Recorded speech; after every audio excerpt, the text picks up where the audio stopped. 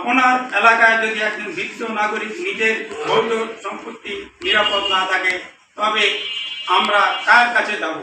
আমি আপনার নিকট আমার কর্তৃক এটা পুনরুদ্ধার ও সন্ত্রাসী দৃষ্টান্তমূলক শাস্তির দাবি জানিয়েছি।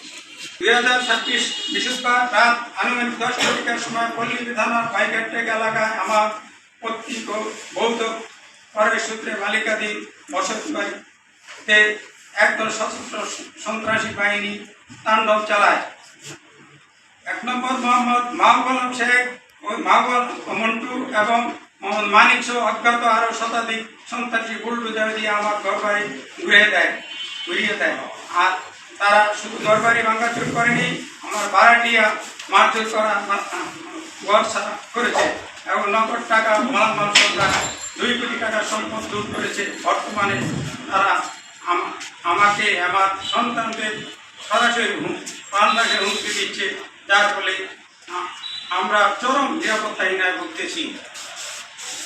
জঙ্গি বৈধতা জেলা ঢাকা থানা পল্লবী মৌজা বাউনিয়া CS 554 SF 1090-1035 এবং RS 6994 খতিয়ানে CS SA 3290 RS 10081 10082 10084 দাগে যার ঢাকা সিটি জরিপে 9357 খতিয়ানে 3318 দাগে 31.44% 4354 খতিয়ানে 30 দাগে 14.12%, সর্বমোট 45.56% সম্পত্তি, যা আমি দীর্ঘ 50 বছর যাবৎ সকল ট্যাক্স খাজনা পরিশোধ করিয়া শান্তিপূর্ণভাবে বসবাস করিয়া আসিতেছি এবং অর্থ জমিনের রাজদের ভূমির ছাড়পত্র ছিল।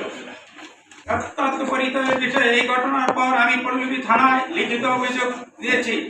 পরবর্তীতে জেলা প্রশাসক ও পুলিশ কমিশনারের বরাবর আবেদন করিয়াছি, কিন্তু তারা অদ্যাবধি সন্ত্রাসের বিরুদ্ধে দৃশ্যমান কোনো ব্যবস্থা নেওয়া হয়নি।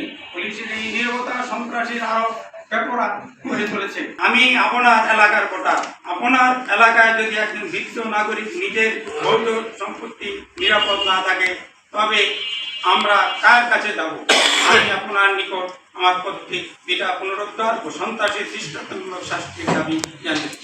একজন ভালো মানের ব্যবসায়ী, আমার 4-5টা ব্যবসা আছে। হ্যাঁ, আমার 4-5টা স্টাবলিশ ব্যবসা আছে। ওনার একটা ব্যবসা নেই, উনি শুধু ভূমি দস্যুরি বেরিয়ে গেছে।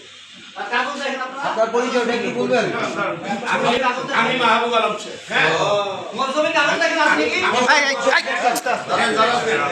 আপনি নিজে সাংবাদিক সম্মেলন করে আপনার বলতে হবে, এভাবে বললে হবে। বলতেছেন সাংবাদিক সম্মেলনে